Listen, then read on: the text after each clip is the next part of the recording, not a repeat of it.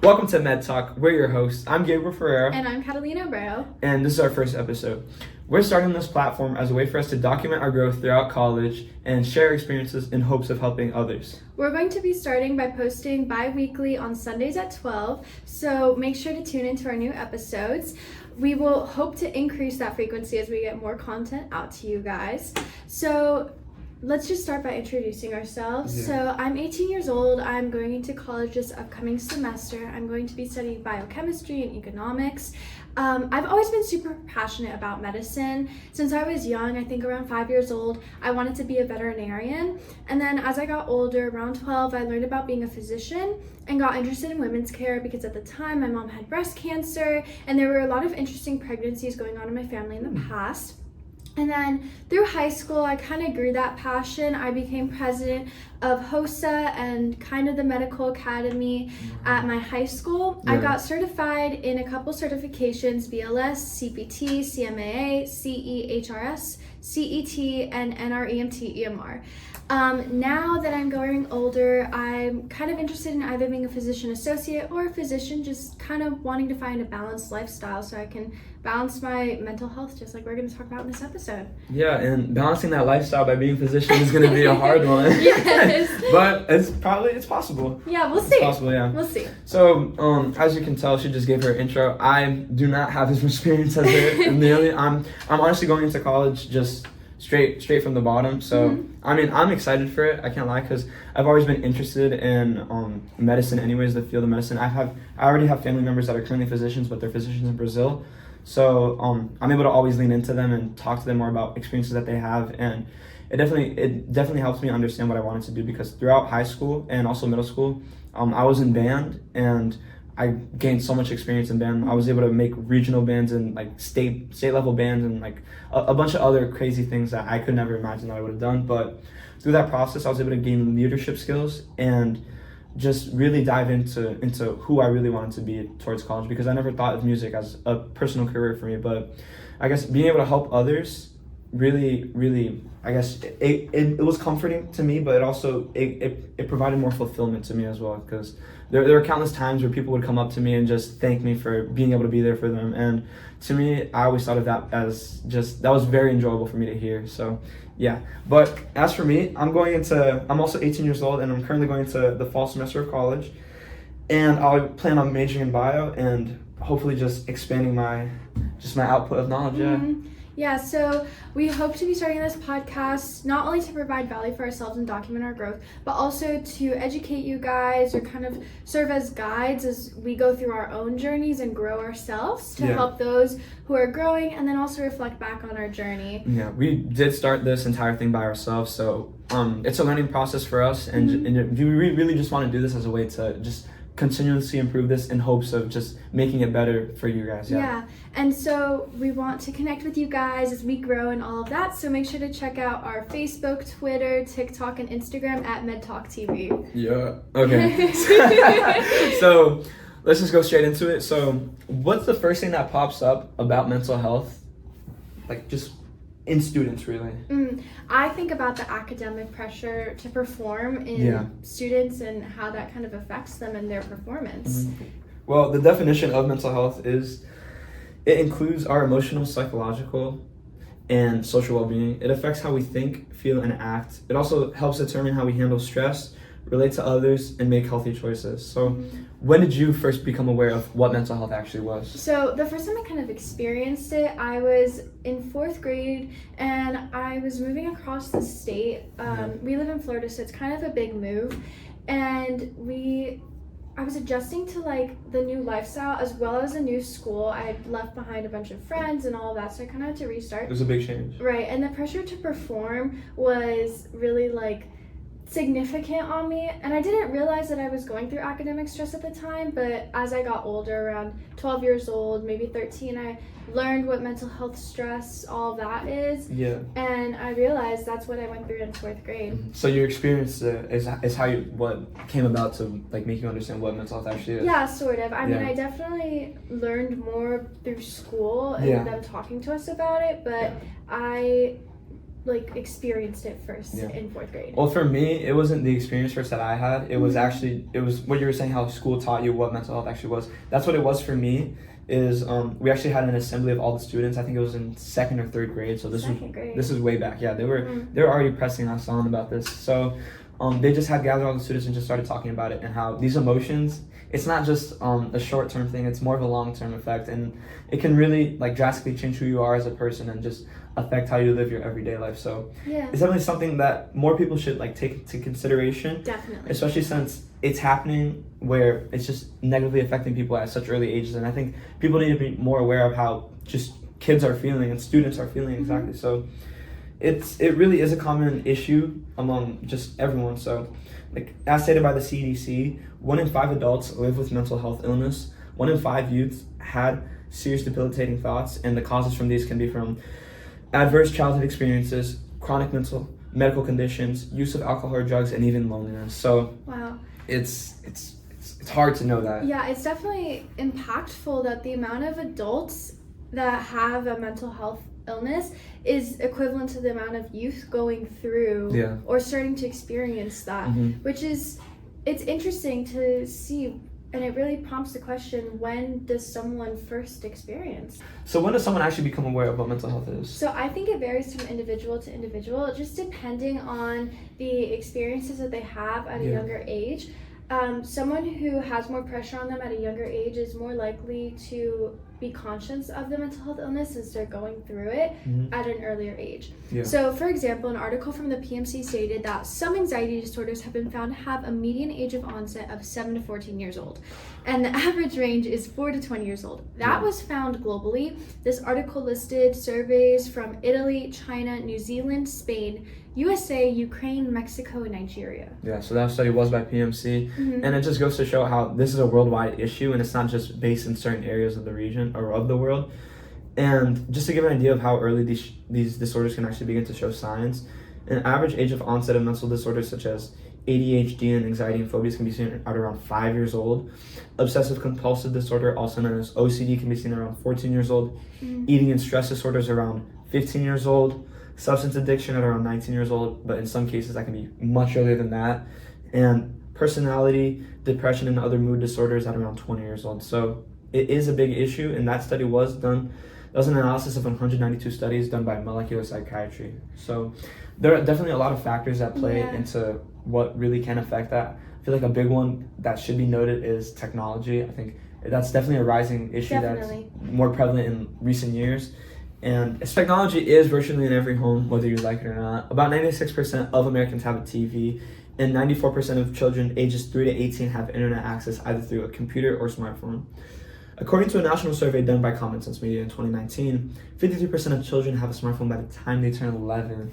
That's insane that you're telling me 94% of 3 to 18-year-olds are having internet access through a phone or a computer. I mean, how often do you think you're seeing kids at 3 years old? I mean, at this point, like where we currently are, it's pretty much the norm at this point. So everywhere I go, I pretty much already see a kid on the phone. But the problem is that they learn how to use it, obviously, but then eventually they become dependent on it since they're just prone to learning new things, and it just becomes easily influenced as something that's so stimulating as something like that, which should draw like attention to. Yes, and concern. I mean, definitely there's been a difference in the way that kids find entertainment. You know, now you're hearing about all these iPad kids. When my dad was a kid, he used to eat grass and dog food off the backyard. So there's definitely been a progression in the form of entertainment kids are getting these days. Yeah, that's disgusting. I don't know about that one, but okay, the difference is that he eventually learned that was bad for him, right? What, playing on his iPad? No, the dog food. No, the dog food. So he eventually learned that was bad for him, but the issue is that he grew to learn.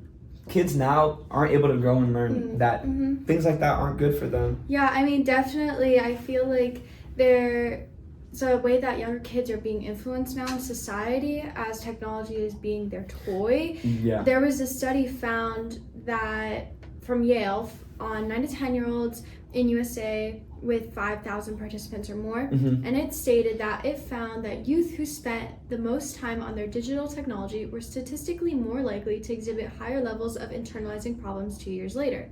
Internalizing problems include depression, anxiety, social anxiety, somatic complaints, and other concerns. This association between frequent screen time and mental health problems was mediated by specific changes in brain development. Wow. I think an example that I can give of is I actually have a sister who one time had her friends over because they were getting ready to watch a movie, and one of her friends, as soon as I kid you not, as soon as they walked in through the door, they already had their heads down scrolling on their phone the entire time. Her other friend would be talking to my sister the entire time, and the one that's just scrolling away just wouldn't even bat an eye. And they were doing that the entire time, even until on the drive there, still on their phone. As soon as they sat down in the movie theater and the movie started playing, she put down her phone and then just went off to another screen. So one screen to another. Exactly. Okay, there's a 10-year age gap, nearly 10-year age gap between you and your sister. Yeah. And she's getting, or her friends are getting phones at this young age. 9 years old. What age did you get your first phone? My first phone, I was around 11, but it wasn't the phones that we have today. The first phone that I had was actually a flip phone. I was actually pranked. Oh. Because it was given in an iPhone case. Oh. So yeah, that was harsh. Yeah, that was harsh a harsh reality. Yeah. But again, the issue is that there are cons to having phones at such a young age. I can give a report that was actually done by Charles Necht and Associates showing cons of children using technology, such as a lack of social skills, difficulty with relationships, a decline in physical and mental health, and the most obvious of them all is a shorter attention span. Yeah. Yep. While it may seem hard that there are any actual benefits, the report did find some such as higher levels of research and critical thinking, a sense of community, ability to express themselves freely, and even an increase in creativity and curiosity. And another example I can give is my sister, actually. So she was actually able to use technology as a tool and not just as a way for her to feel entertained all the time. So she actually discovered what crocheting was, which is, I guess, it's kind of like sewing, knitting, right? Yeah. Knitting, something like that, yeah. More knitting than sewing, yeah. But she became interested in it, and she started she got all the equipment, and she'd watch a video and she'd go side by side just learning how to actually go through the motion of it and understand what actually is going on. And that takes so much time and effort as compared to just scrolling to a phone the entire time, which is not beneficial. And it also creates focus. I mean, she's focusing on this arts and crafts. It's interesting and engaging. I think that honestly kids should have restriction on short forms of entertainment, like reels and YouTube shorts, that kind of stuff. I mean, in my humble opinion, because I'm not a parent, and what do you think a parent would do though? Or they should do, I'm sorry. Well, they have the heaviest influence on a kid. I mean, the kid is always around them, or usually is, and they're the one deciding if they get the iPad or not. And at the end of the day, parents have to realize that this is influencing them this moment, but not just now, also in the future. A kid who has mental health illnesses from this entertainment form at 5 years old is going to have a different outcome, not just in socialness, but also their academics and all that at future ages like 15, 18, 20 years old than a kid who doesn't have the mental illnesses. Exactly. What you're saying is, and another thing to actually think about is that as they get older, they're going to eventually have other factors that can affect their mental health, like academic performance. Academic performance. What does that stem from? School. What's that one thing everyone hates? School. So, again, things like academic pressure, high expectations, and performance anxiety all can play into how a student feels. A study that was done by the Journal of Adolescent Health found that academic pressure is a common source of stress among students, of course. Another study published in the Journal of Experimental Child Psychology found that academic stressors, including exams and homework, were associated with higher cortisol levels, which is a stress hormone, among high school students. And even another study that was done by the American Psychological Association found that 61% of college students seeking counseling reported anxiety as their top concern, which makes you wonder if we'll be part of that 61% when we start college. That's definitely interesting how that's all happening. I mean, I unfortunately, at a younger age, started to get slight academic anxiety around second grade, which I know is crazy, but honestly, I just had so much pressure on myself, not just from my parents, but also the stress I put myself under at second grade, which is insane to start. I don't know how that even happens to you. I don't know. I would get freaked out if I didn't do my homework right. If I didn't do my homework, I had friends also like in 5th grade. They're the same way? Yeah, I had a friend in 5th grade, maybe 6th grade, that she didn't do her homework one night, and the teacher was going around to check, and she started crying because she was freaking out that she didn't do the homework the night before, and she had a valuable excuse. Like, her parents weren't able to pick her up until late, and I don't know what, but it was understandable, and she was all freaked out. I've definitely had that before. I mean, not as significant as that, but not to discredit my work in elementary school, but I actually got third place at Math B. So wow, congrats. Exactly, I know. But there was another time where I felt distraught as to how I put effort in, because this was one time I did my homework, but at the time I didn't know that how you write out your homework actually matters, because it was kind of all over the place. But I put time and effort into that either way, and so the teacher, like, I handed it to the teacher, and I knew everything was right, and she just gave it back and was just, this can't be counted, I'm sorry, but you need to do better next time. Like, and that just it took a toll on me, and she didn't talk to me about it, which that would have helped more, and that definitely brought me down a little bit and just made me a little bit more negative how I feel. But it was actually found that in a study by the Stanford Graduate School of Education that academic stress was a significant risk factor for mental health problems among high-achieving students like myself and my Math B 3rd place. But it is important to note that the impact of each factor can vary among individuals and may interact with other personal variables or experiences. And there are even things such as social dynamics and peer relationships, such as loneliness, exclusion, and the most stereotypical of all, but the most important is bullying. So that is something that shouldn't be discredited. And do you think going into high school, was that an issue for you, especially since you had to move?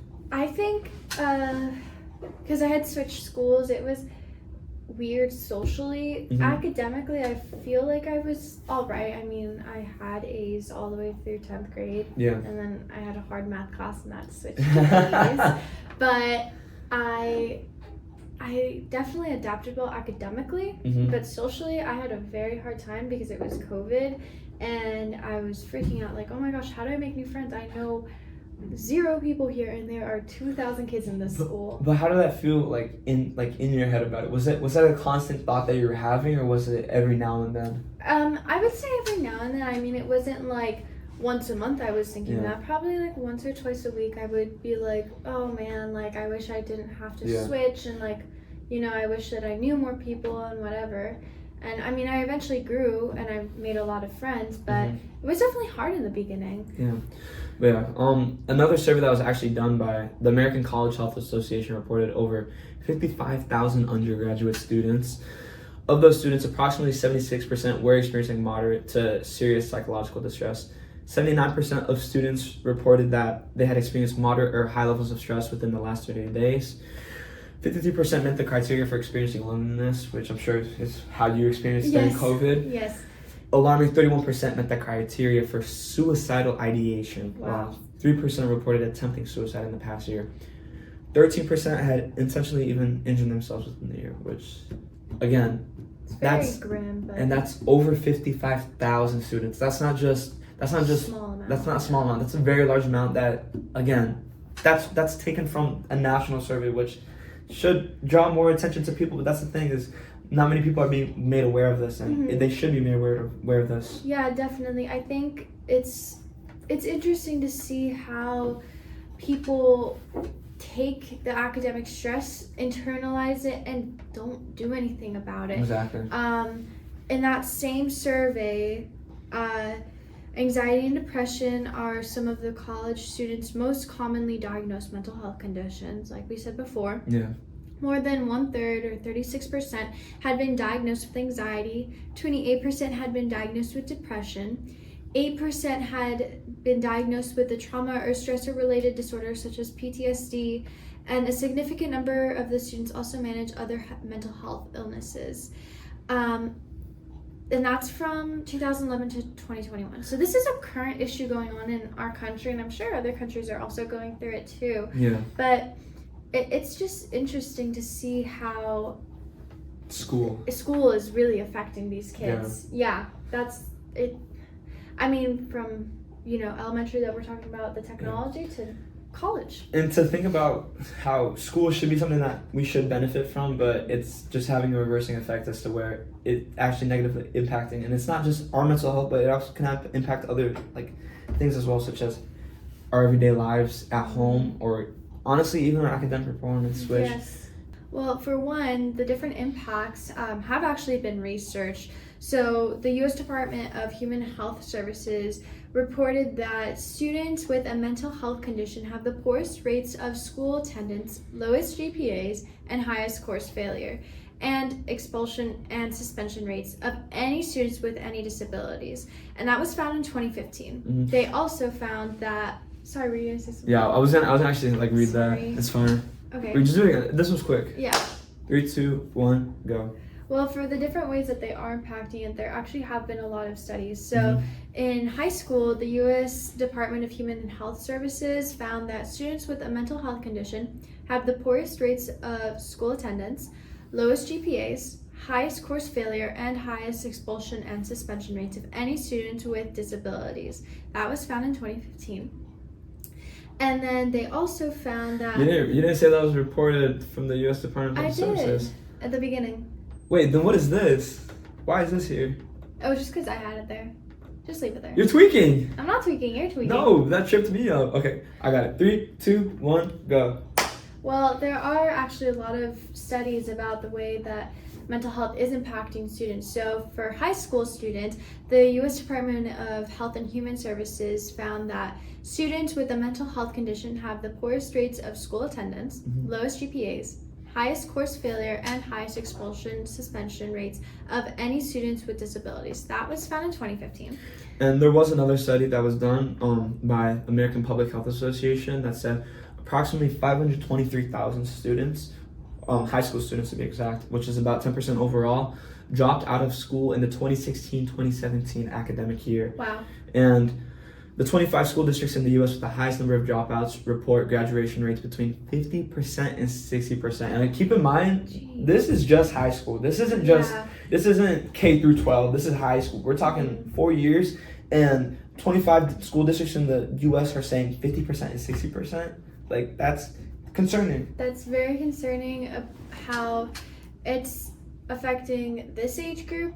We can only imagine how it's affecting younger, but also how it's affecting older, if you want to list those stats too. Yeah, so there is another stat. This is for college students this time. So this is obviously a smaller number, but it's still a survey. So it was a survey of 765 college students across the U.S.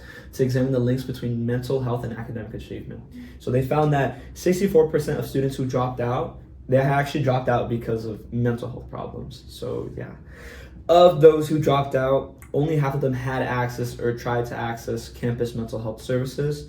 Reasons for not seeking help, help included fear of being stigmatized by faculty and fellow students, not knowing that accommodations were available, and fear of losing financial aid. Again, some kids don't have access, other kids have access, but they choose not to do things because they have a pressure and they're just fear of, honestly, the unknown, but not just the unknown, but just something bad would happen to them if they express themselves and open themselves up. Honestly, that probably makes it worse on those kids. Yeah. They're like, how do I handle this? I don't have a way to get help. I'm scared to get help. How can that not make more stress on someone, more anxiety, and make the things worse, There's even more. Oh my gosh. Even more. Even graduate school students are suffering from this. I'm sure, so, I can give another one. So the National Academic of Mental Health, they actually found that in a study of 170 nursing students, it was found that those reporting anxiety and anxiety disorders had lower grades and higher rates of absenteeism, which is 70.6 versus 4 days, than those who did not suffer from anxiety. Students with depression had similarly low grades and rates of absenteeism. And this was in 2018, so this was before the pandemic. Yeah. I mean, you can only imagine how it's progressed since then. Exactly. Things have gotten, I'm sure everyone knows, things have gotten harder. Things have been more difficult mentally, financially, everything, and that all adds up and causes stress. And then going further, medical students obviously they're under a lot of stress, Yeah.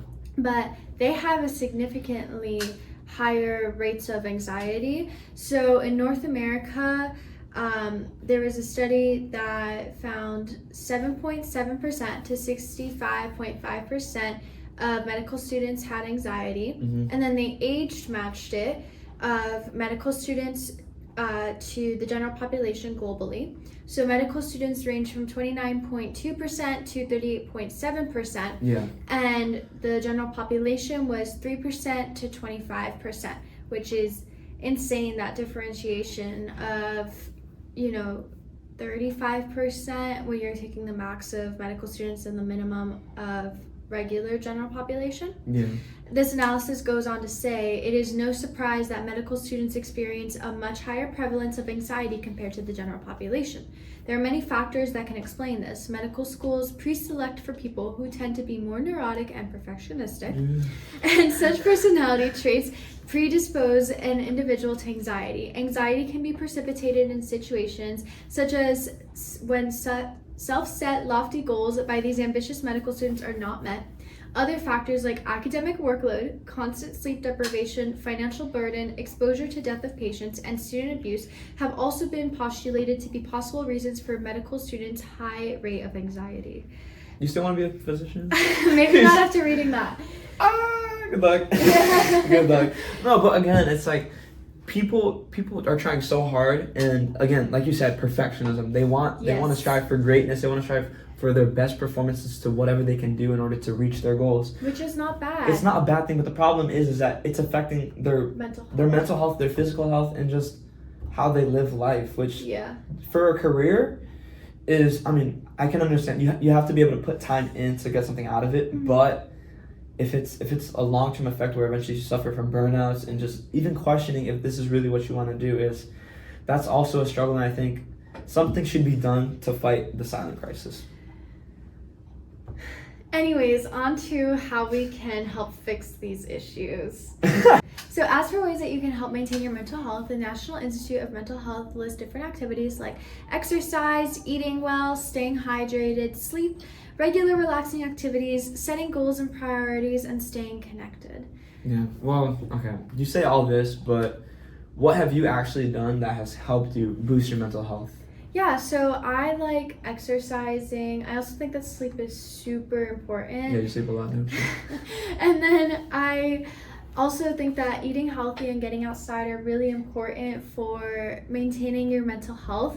I think that it refreshes you and kind of resets your day almost mm-hmm. when you're having a bad day. And that's the thing. There are other ways to help your mental health and boost it up. And mm-hmm. that can also reflect as to how you can go about certain tasks as well, like homework or anything like that. So mm-hmm. An article that was done by Alexandra Frost found that research suggests that listening to music may lessen the impact of depression and anxiety, with a 2019 study that found that college students who listened to classical music every day for 2 months had significantly lower levels of anxiety. Another 2016 study looked at the connection between music and anxiety by studying people who have a fear of heights. Participants were put in a virtual reality simulation of riding up 9 floors in an elevator. One group listened to music during the experiment, and the other didn't. The researchers found that those who listened to music recovered faster from the stress of the experience than those who didn't. And many studies suggest that listening to music can lower stress hormones as well as blood pressure and heart rate, both spiked when you're stressed.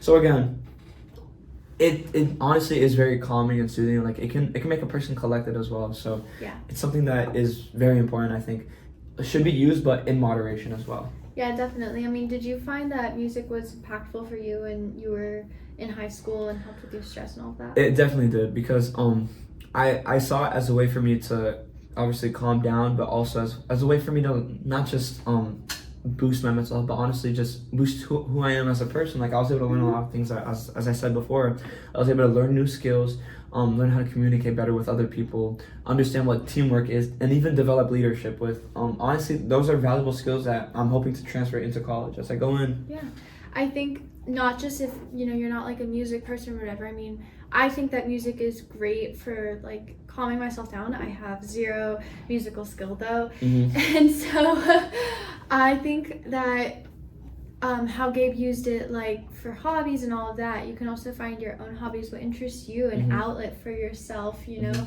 I think that makes impact on your mental health. Got it. Okay. Yeah. But for those that unfortunately they don't have anything that can, what do you think they should do, and like when do you think they should seek help if they're experiencing trouble like that? Yeah, so that same National Institute of Mental Health said that if you're experiencing distressing symptoms for over 2 weeks, like difficulty sleeping, changes in appetite, change in mood affecting responsibilities, concentration, or loss of interest, feeling overwhelmed or irritated, you should definitely reach out to supportive figures either in your life or someone in the medical field, like a therapist. There are also hotlines like 988 or 911 in life-threatening situations. Okay, but no, not to offend anyone out there, but what if I think I can just handle it by myself and that I'll get through it and it's not gonna matter if I don't need any help from anyone? Like, what if I think like that?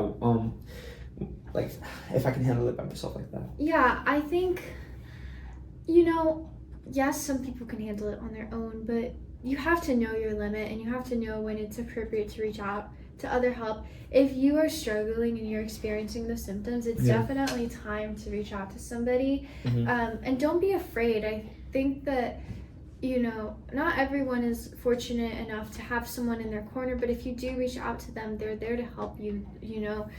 And if not, reach out to medical figures, reach out to therapists.